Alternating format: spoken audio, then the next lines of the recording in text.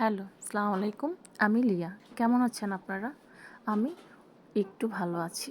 অনেক দিন পর আমি ভিডিও আপলোড করছি। তো চেষ্টা করছি ভালো কিছু দেওয়ার জন্য। চলে এসেছি গাজীপুর শালনাতে। আ ওখানে আমার ইউটিউবের অনেকেই জানেন না।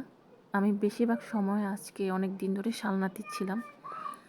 আর আমার ফেসবুক পেজগুলোতে আমি ওখানকার ছোট ছোট ভিডিওগুলো বা রিলসগুলো যেটা বলে ওগুলো আপলোড করি। তো আজকে ভাবলাম ইউটিউবে একটু শেয়ার করি, তাই শেয়ার করছি আপনাদের সাথে। প্রচণ্ড শীত ছিল কিছুদিন আগে, এটা মোটামুটি 10-12 দিন হবে ভিডিওটা করেছি আর শেয়ার করছি আজকে আপনাদের সাথে। কেমন লাগছে? আমি কিন্তু এইবার নিয়ে সেকেন্ড টাইম সরিষা ফুল একসাথে এভাবে দেখা। চেষ্টা করছি আপনাদের সাথে একটু ভিন্ন রকম ভিডিও দেওয়ার। আর ফ্যামিলির সবাইকে নিয়ে গিয়েছিলাম গাজীপুর শালনা, আর এটা হচ্ছে কারখানা। শালনা থেকে মোটামুটি 30 থেকে 35 টাকা অটো ভাড়া। এখন আছে কি না আমি সত্যি জানি না সরিষা ফুলগুলো, কারণ সরিষা ফুলগুলো তখনও আমি দেখে আসছি যে অনেকটাই বিচি হয়ে গেছে, মানে সরিষা ধরে গেছে। গাজীপুর শালনা থেকে কারখানায় গিয়ে জিজ্ঞেস করলেই দেখিয়ে দেবে কোথায় আছে সরিষা ফুল। আর মোটামুটি আমি অনেক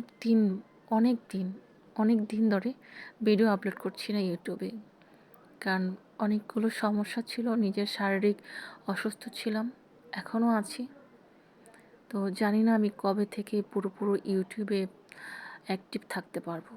চেষ্টা করি মাঝে মাঝে একটু করে রিলস দিয়ে শেয়ার করি, আপনাদের সাথে থাকতে চাই। ইউটিউবের সাথে আমি কাজ করতে চাই, তো ওরকমভাবে কাজ করতে পারতেছি না। অনেকেই কমেন্টস করছেন আমার আগের ভিডিওগুলোর মধ্যে যে কবে থেকে আমি ভিডিও আপলোড করব। তো আমি চেষ্টা করব খুব তাড়াতাড়ি আপনাদের কাছে আমার কাজগুলো দেখাতে। তো কারা কারা সরিষা ক্ষেত দেখেননি বা সরিষা ফুল দেখেননি, প্লিজ যার নিজের গ্রামে যে দেখে আসবেন। আর আমরা তো শহরে থাকি, বেশি একটা দেখা হয় না। তো নতুন কোনো ভিডিও নিয়ে আবার কবে আসবো সত্যি আমি বলতে পারতেছি না। এইটুকু যেহেতু আমি করতে পারছি, চেষ্টা করবো সামনের ভিডিওকে। আল্লাহ হাফেজ, ভালো থাকেন, সুস্থ থাকেন, নতুন ভিডিও নিয়ে আবার আসবো।